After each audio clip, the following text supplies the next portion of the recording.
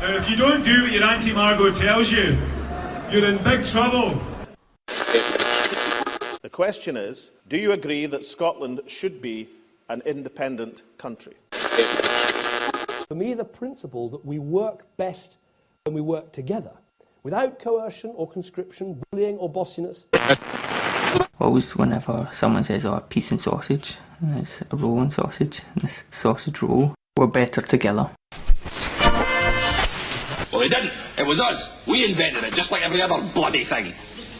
Well, that's very interesting. We have very serious the referendum. It seems to me that they're not dealing with the issues. Hi, if you've been fed up with most of the debate until now, the Scottish Independence Podcast is your chance to hear some different views on what the independence referendum means for Scotland. Hello, this is Scottish Independence Podcast 3, and this one's a little bit different from our previous format where we've had an interview basically, but this time after the event on Saturday, the Rally for Independence in Edinburgh, I decided to cut up some of the speeches and give a little memory for the people who went there. There were some interesting things said, some funny things said. Because it was an outdoors event, I've decided to record this introduction outdoors. I'd actually planned for something quite different with vox pops from the people who were at the march, but for a number of reasons it didn't really work out. I got most of these sound clips from the internet, so the sound quality is a bit up and down because most of the time it was just people with cameras at the event recording it. I've done my best to clean it up, but sometimes you're going to have to listen a little bit harder than normal. Interestingly, for an event with such a diverse group of speakers, you'll find a lot of the same themes coming up again and again. I think we should start, like many other things did, with Margot MacDonald. My goodness, isn't it just great to be alive and in Scotland and in Edinburgh, the capital of the best free country in the world. Now I say that not as a boast, I'm just reminding you that one of Alex's predecessors spent a fortune getting a PR company to come up with that slogan. But actually it was the best small country in the world. We ditched it because it was too much of a boast then, and it'll still be too much of a boast until we make Scotland the best free country in the world.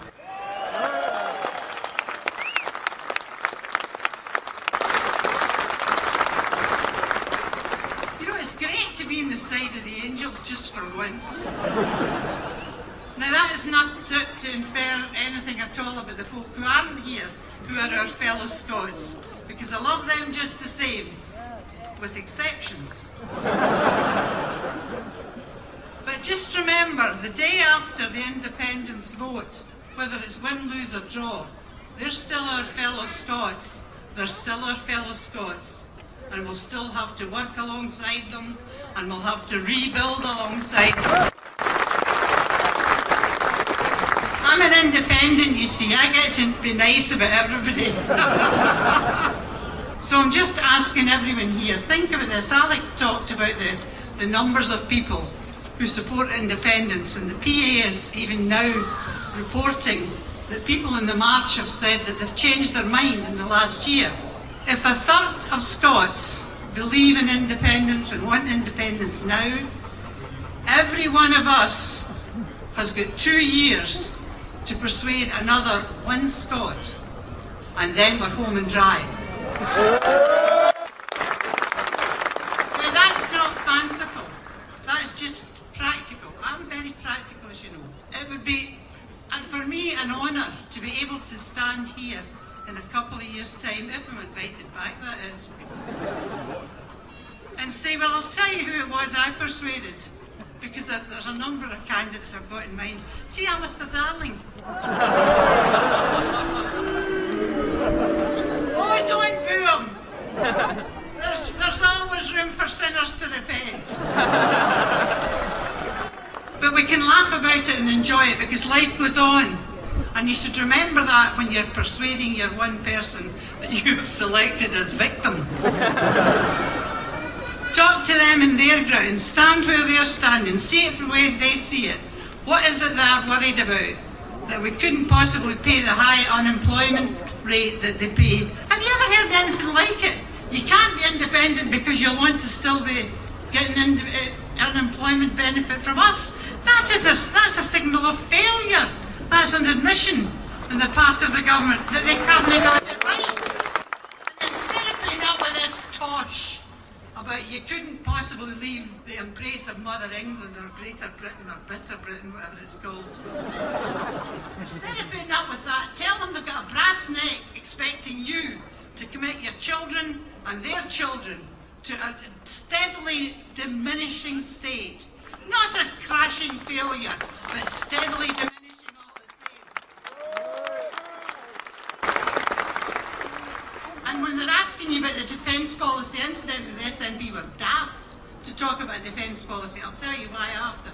But when they say that you couldn't possibly have a defence policy, do you know that they've got to hire in Nimrods to do the reconnaissance of our fleets, fishing fleets and fishing grounds and oil reservoirs just now? Do you know that? They haven't even got the planes to do it themselves. And they send soldiers and they send men to foreign parts to fight wars that are very dubious and in some cases definitely illegal. And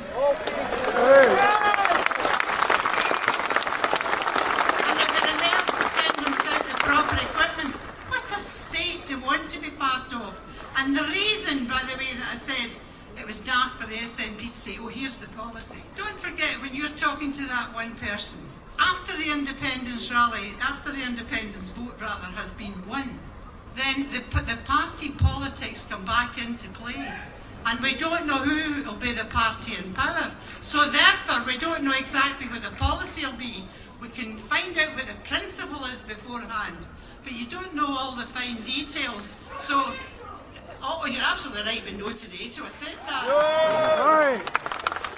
Now, there might be some people in here today who disagree with us, but it's not a deal breaker if you think that we should stay in NATO, because there'll be plenty of room to decide after independence exactly.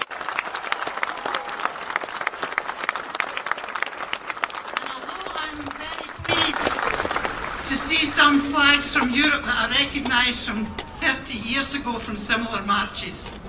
I don't think there's only one way to be part of Europe.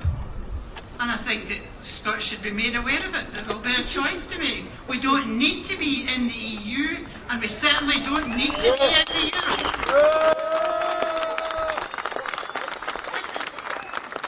This is where the organisers wonder why they invite me. However, I am an independent. I'm here to encourage other people that this referendum is not about parties. It's about every single Scot. It's about you and me and this one down here that wants to stay in NATO or something. I'll put up with you, brother, if you put up with me. But it's our referendum. It will be our independence decision to make. I sincerely hope that Scotland finds the courage to do what Scotland really wants. And I believe that in my heart of hearts.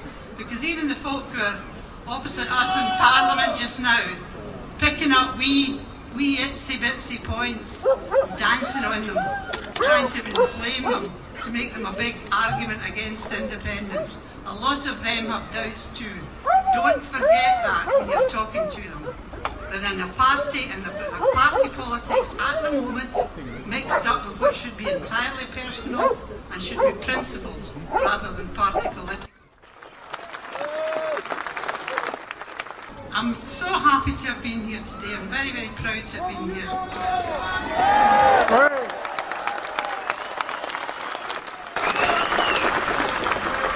And you're meant to leave when you're still ahead. Thank you. And the second speech I've got for you here is Dennis Canavan. Good afternoon, everybody. Today we have been marching to demonstrate our commitment to the cause of independence. I enjoyed the walk from the Meadows down here to Princess Street Gardens. It's a relatively short walk, but you know, our campaign is going to be more like a marathon rather than a short walk. It's a long haul between now and the autumn of 2014. There's a lot of hearts and minds out there up and down Scotland, hearts and minds to be won for our cause of independence.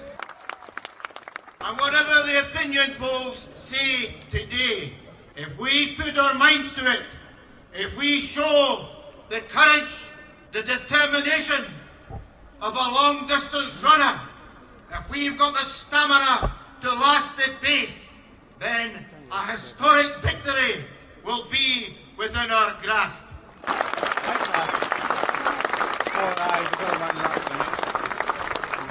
Make no mistake, it is a great challenge, and our opponents will be trying to trip us up, but we must not stumble. We must show that courage and tenacity, and with that courage and tenacity, we will win through in 2014.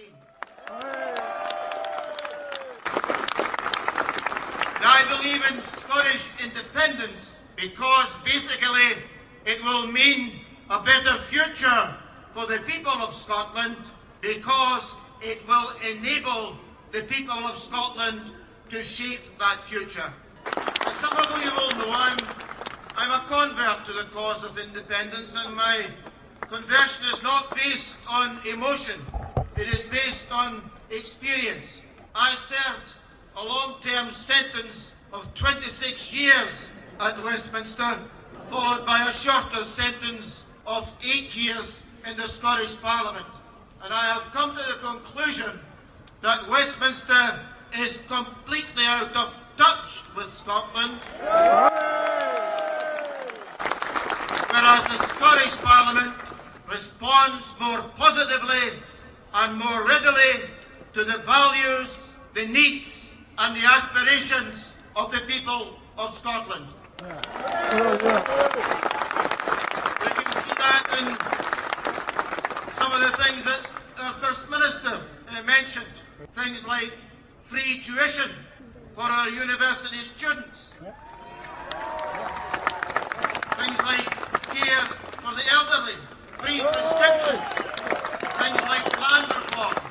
The Scottish Parliament has shown that it is far more radical, far more progressive than Westminster. And if the Scottish Parliament and the Scottish Government is capable of running our education service and our National Health Service, why should it not be responsible for deciding whether or not we have nuclear weapons?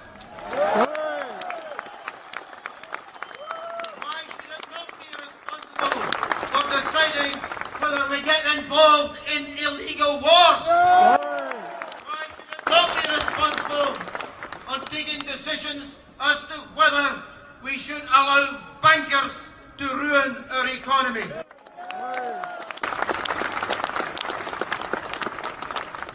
May I say, finally, that I am not a nationalist. I realise that many of you are proud to call yourselves nationalists. I'm not a nationalist. I prefer the term internationalist. I'm not a Scottish nationalist, but a British nationalist. I'm an internationalist, and I would like to see an independent Scotland retaining close friendship with our nearest neighbours as equal partners. And I also want to see Scotland forging stronger relations with other countries throughout the world. That is basically why I believe in independence. I do not see it as an end in itself. I see it as a means of achieving higher standards of social justice here in Scotland, and also allowing the people of Scotland to play a more important part in helping to build a better world. That is our goal. Let's go for it, and let's achieve that historic victory. Thank you. And the next person we're going to listen to here is Ruth Wishart, who recently came out, if that's the right word, as a supporter of independence. The last time I saw so many soldiers, I was at Hampden, and it wasn't really such a good day. My name is Ruth, ladies and gentlemen, and I'm not a politician. I don't belong to any political party. I'm here because I think this truly is a pivotal moment for our nation, and I don't want us to lose this historic opportunity to vote for a better future for our country, for our children. And I'm here, I suppose, because I'm tired of a debate full of petty point scoring. I'm here because I want to get beyond this kind of tribal loyalties and look at the referendum instead in terms of the bigger picture.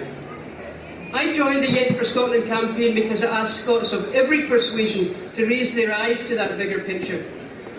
Because this is not about yesterday's battles anymore, ladies and gentlemen. It's not about yesterday's feuds. And it's not even about voting in a government of any particular colour. We're voting yes in 2 years' time for one overriding reason, because we've got a golden chance to fashion a new agenda and protect the values of a nation reborn as a state.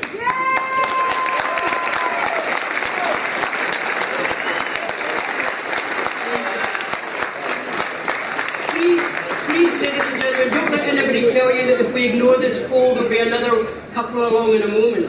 Because we fell for that nonsense in 1979. We were told that in 1979. What happened, in fact, was that people who didn't vote were counted as a no vote.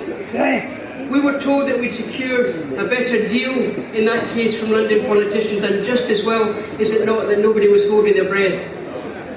Now, October 2014 is probably the only time in every person's life standing here that will be able to determine Scotland's long-term future. It happens that I believe devolution was a necessary process because it allowed us to reclaim our Parliament after a time-out of some 300 years. But what devolution's also done, ladies and gentlemen, is it's brought into very sharp focus the different ways, the different directions our countries have gone in since then. We've seen what's happened to the health service in England, as we've heard already today, now on the road to privatisation. We've seen what's happened to education with fragmentation and with curriculum meddling on a daily basis from a minister who said it was time for the state to butt out. But health and education are things where we can do something in Scotland, where we can hold the line. But we can do absolutely nothing about the swingeing cuts in welfare, masquerading as an essential reform, but targeting the folks that can't fight back. Because the tax and benefit system are also fixed in London.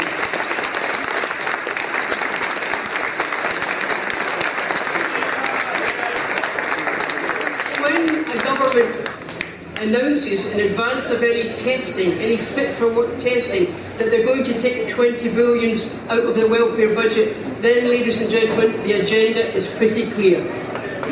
When your employment reforms are about how quickly you can sack people, then the agenda is pretty clear. When you cut the top rate of tax, and you encourage a minister to fly a kite about abolishing capital gains tax, then the agenda is pretty clear. It's a bit hard for all of us to stomach people who spend more on devising tax avoidance schemes than most of us will earn in a dozen years. It's a bit much when they are telling us we're scroungers.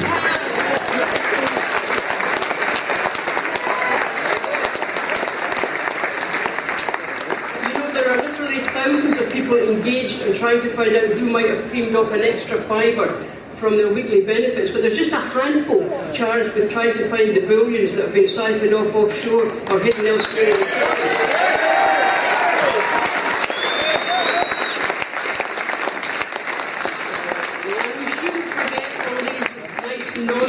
London's stiff with foreign billionaires who avoid paying their way because their stately pile or their Mayfair mansion is not designated their primary residence. And why should it be? They've got another 4 somewhere else. Not even to mention the yacht. But the tax and the benefit system is operated from London.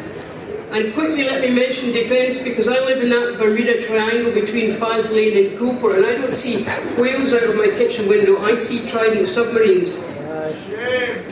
Exactly, thank you. And like 80% of Scots, I don't believe that we should be housing these weapons of mass destruction. No way!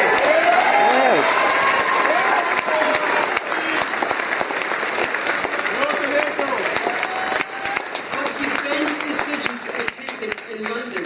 And let's let's not forget, it's been mentioned this afternoon a number of times, foreign affairs, the shame of the invasion of Iraq and the continuing nightmare that's Afghanistan, but foreign policy is determined in London. Now, all my adult life, ladies and gentlemen, as you can see, I'm chronologically gifted, and all my adult life, the cry has gone up about whinging jobs, people who get more than their fair share of public spending, people who get huge perks denied the rest of the UK. It's not true, but it's certainly a fine way to make your friends and neighbours suspicious.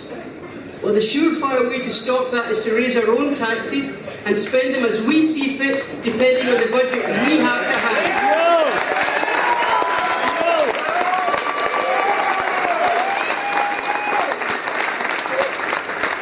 If we do that, ladies and gentlemen, that will stop our friends and neighbours believing we're cheating them. And when all these things are determined by people living and working in Scotland, it will finally lay to rest the West Lothian question. We'll no longer have ladies, we may well have ladies, but we'll no longer have Scottish MPs voting through measures on English citizens which do not apply in their own backyard. That is outrageous, and independence will solve that.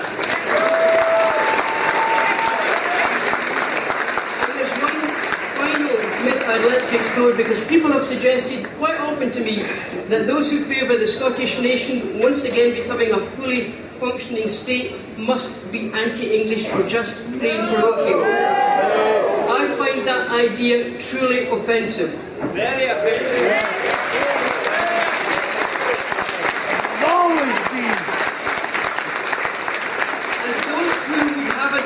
Never tire of reminding us we've got very close ties with our nearest neighbours, ties that include family and friends. Of course we do. And how much easier it's going to be to nourish these friendships when the cross-border tensions are removed. When we're two nations with much in common, but two nations whose particular philosophies and vision are shaped by their different heritage. I can't promise any more than Andy Murray did to shout for the English football team.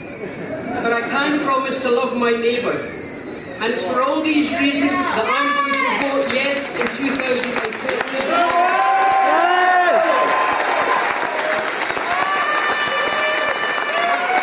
It's for all these very positive reasons I'm going to vote yes. Because the No camp seems to think that a scare a day will keep independence at bay. But trust me, ladies and gentlemen, a confident future is never built on fear, always on hope. Yes! So let's give our children, let's give our grandchildren that hope. Let's give them a country to be proud of, and let's make that yes a loud one. Thank you. Yeah! So that was Ruth Wishart, and if you've had a look at most of the coverage, the person you've probably seen the most of is Alex Salmond, so I've cut this one down a little bit. Let's think of the choices that we've made over the elements where the Scottish Parliament governs Scotland. We chose to abolish tuition fees. We don't have to apologise for introducing them, because we chose to reintroduce free education for Scotland.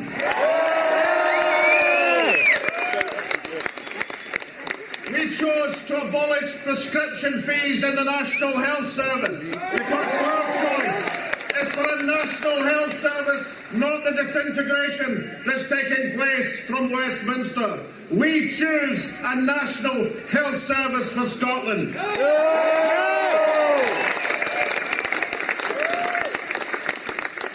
We choose to face down some of Scotland's social problems. We choose a minimum price on alcohol so that we can face the future as a responsible nation. So let's think of some of the things that Westminster chooses for Scotland. Why should they choose austerity when we want to choose investment in the future? Why should they choose to govern social security in such a way that people with a disability or blindness have to come to the Scottish Parliament complaining about being reduced to penury? We choose a different way to protect the people of Scotland.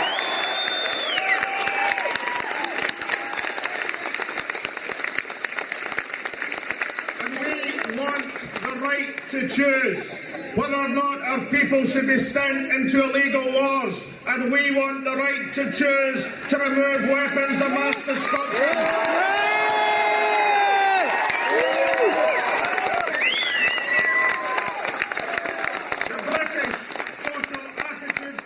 Showed last week, although you wouldn't hear about it in our national papers, the British Attitude Survey showed that independence was now the most popular option. That is a Scottish Parliament controlling all of the affairs.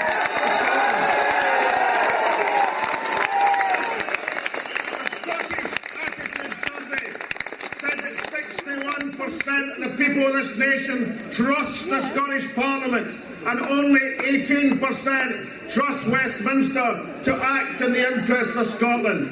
I've got to say, I don't know who these 18% are. Moving on, the next person is Suki Sanga, and she's a trade unionist. I'm not a nationalist, I'm a trade unionist, and I'm here to say what I support in independent Scotland. There are no guarantees that under an independent Scotland we'll have X, Y or Z. But there's one thing for sure, that if we retain the status quo, then there are some certainties. More Tory cuts that, as we know, are destroying our communities and our public sector. More support for American wars in the Middle East. And a continuation of racist immigration policies which scapegoat refugees and asylum seekers in our communities. People are sick of the status quo. We need to put forward an alternative vision of what we want our society to look like, and then fight like hell to ensure it happens. We need to recognise that the referendum could be won or lost on whether or not we can win Labour voters to the cause of independence. As trade unionists, we need to see independence as an opportunity for our movement. The trade unions are the last progressive force of the Labour movement. We can call for the repealing of anti-trade union laws, for the right to strike to be respected, for universal free childcare, bright futures for our young people, and dignity for those in old age. Trade unionists will support independence, but only if they believe in what all working class people want, and that's the right to a decent and dignified life, from the cradle into the grave. People are angry, trade unionists are angry. Billions of pounds are being spent on war and Trident every year while they cut our public services. How dare the British state send working class Scots to die in Iraq and Afghanistan, whilst they cut our public services and for their own imperialist interests? Tony Blair's involvement in the No campaign speaks volumes of the kind of Britain that they champion. As we know, Tony Blair is responsible for waging an illegal war in Afghanistan and Iraq, and is responsible for the death of thousands of people. We should support the motion to charge Blair with war crimes if he ever stepped foot in Scotland. We need an independent Scotland that opposes militarism, that finds common cause with the people of the world, and supports the Palestinians' right to self-determination. I have a message for our brothers and sisters in the SNP. Do not support NATO. NATO is nothing more than a war machine that over the last 10 years has been waging a war in Afghanistan. We will not tie Scotland to an aggressive force which supports nuclear weapons across Europe. We cannot tie ourselves to American military power. Independence gives us a chance to break from the bloodshed inflicted by America. We will win independence, but only if we oppose NATO, if we stand against the imperialist wars abroad, and because we say no to Trident. Independence is about standing up for all those people who haven't had a voice under the British state. Independence is about the 50% of children in Summerston who will grow up in child poverty. Independence is about the pensioners in Leith who will have to choose this winter between putting food on their table and heating their homes. Independence is about the young people in Dundee who will have no other choice but to join the army because they can't get into university or college. And finally, independence is about the child in Fallujah in Iraq who will grow up without parents, suffering from defects from birth because of the uranium bombs sent down by Tony Blair and George Bush. Let's fight together for independent Scotland. Let's fight together for our people's independence, for a better world. and for a better Scotland. I'm supporting the Radical Independence Conference, which takes place on the 24th of November in Glasgow, where people are coming together from across Scotland and beyond to discuss and debate how we build that people's independence, and I hope you can join us. Thank you. And here we've just got a little bit from Alan Grogan from Labour for Independence. First of all, I'd like to thank all the event organisers and all the volunteers for doing such a fantastic job, really making this a fantastic spectacle. Then I'd also like to thank each and every one of you for coming. You know, we're here from different political parties, different organisations, and proud Scots, standing in our nation's capital, showing the world how important this campaign really is for us. I think today we can stand here and say that the Yes campaign has officially begun. Now, for those of you who aren't familiar with the Labour Voters for Independence, you're probably wondering why a Labour Party member is standing on stage here right now at an independence rally. Well, if it's any consolation, I think Joanne Lamont's wondering the exact same thing.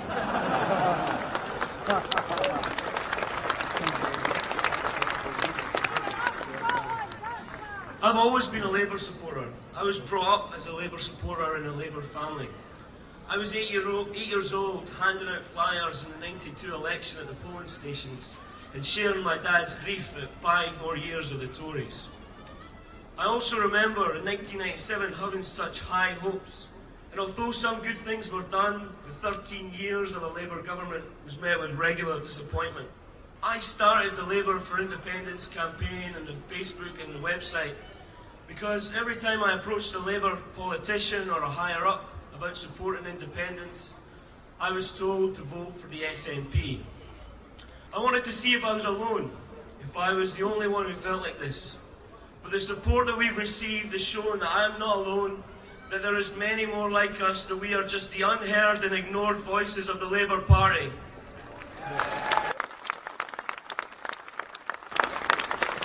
As our support has grown, I've also had the great pleasure to meet people who used to vote for Labour, but don't anymore. And they do so for two reasons. One is independence. The other is because they feel let down and betrayed by a party who no longer represents them or the people of Scotland. Well, we are here today to say to them that they did not abandon Scottish Labour Party. Scottish Labour Party has abandoned them. For the next podcast, which will be next week, we're going back to our normal format, which will be an interview. I've already recorded a few, and I need to choose which one I'm going to give you next, but we'll see. For the moment, I think we're going to finish up with Alan Bissett performing Vote Britain, and if you haven't heard this before, I'm sure you're going to enjoy it. And I'll speak to you next time. You might have seen it on YouTube. If you haven't, have a look. It's called Vote Britain. People of Scotland, vote with your heart. Vote with your love for the Queen, who nurtured you, cradle to grave, who protects you and cares, her most darling subjects, to whom you gave the glens she adores to roam freely through, the stags her children dearly like to kill. First into battle, loyal and true, the enemy's scared of you. That's why we send you over the top with your Och aye the new McTavish. There's been a murder, jings, crivens, deep fried Mars bar, wee drama whiskey, hootsmon, there's a moose loose about this smack addict. Vote, jock. Vote, sweaty sock. Talk properly. Vote with the notes we'll scrutinise in our shops. Might be legal tender but looks dodgy to me. Vote for the Highland clearances. Bah.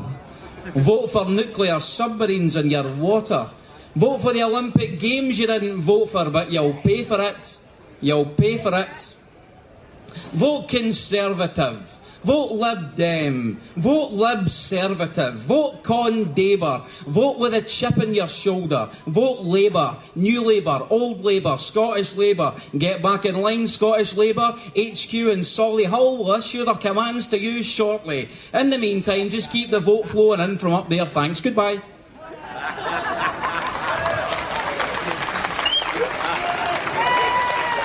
subsidy junkie. Vote for any argument you construct in your defence being anti-English. Vote for Scots who make their career in Scotland being unambitious. Vote for enjoying your own culture being so parochial. Vote God Save the Queen and that bit about us crushing you all. Hush. There. Vote for Scotland being referred to as a region, like, say, Yorkshire or East Anglia. Vote for our voices dominating your media, but in no way telling you what to think.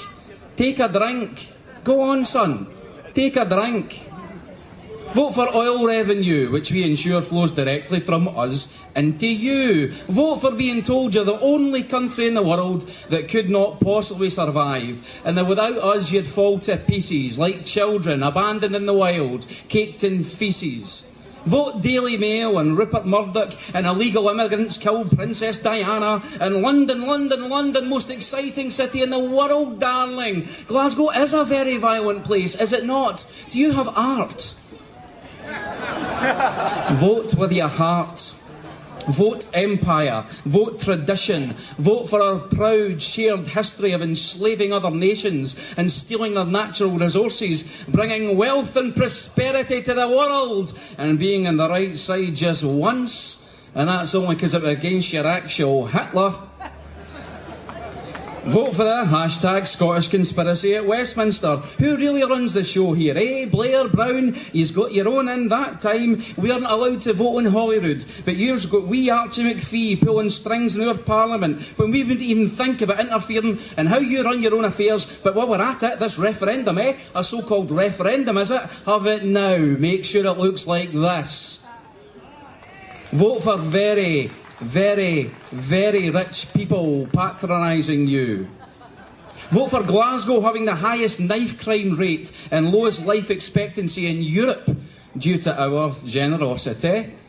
You may thank us at your leisure.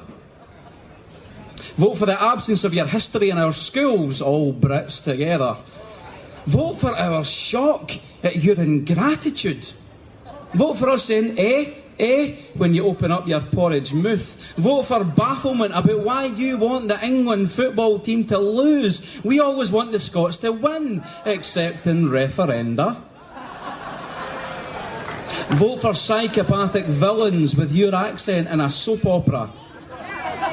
Vote for tuition fees and student loans, ensuring that the brightest of your working class, since you still insist upon the term, although our leaders had it banned, will one day rise and take their place in this great land. Vote for us deploying strategic references to Braveheart to dismiss you all. Vote for Robert Burns being called by Paxman sentimental doggerel. Vote for the Iron Lady. Such a strong leader, gave this country backbone. He didn't really want those unions, industries and council homes. Just made the place look tatty. Vote for a deregulated banking class, lionising of the hard-working, wealth-generating, job-creating entrepreneurs who you will in no way refer to as greedy, selfish bastards.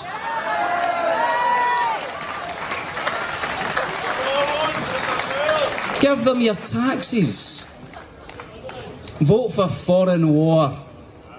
Yes, sadly, some of you will die, but you will return to a hero's welcome, Jock. The Union Jack, proud symbol of integrity and honour, draped across your coffin, while your mother, dabbing at her eyes, recalls the words she learned in school in Kirkcudbright.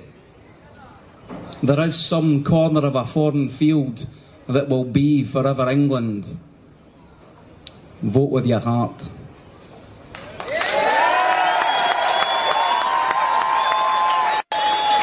Alan Bissey.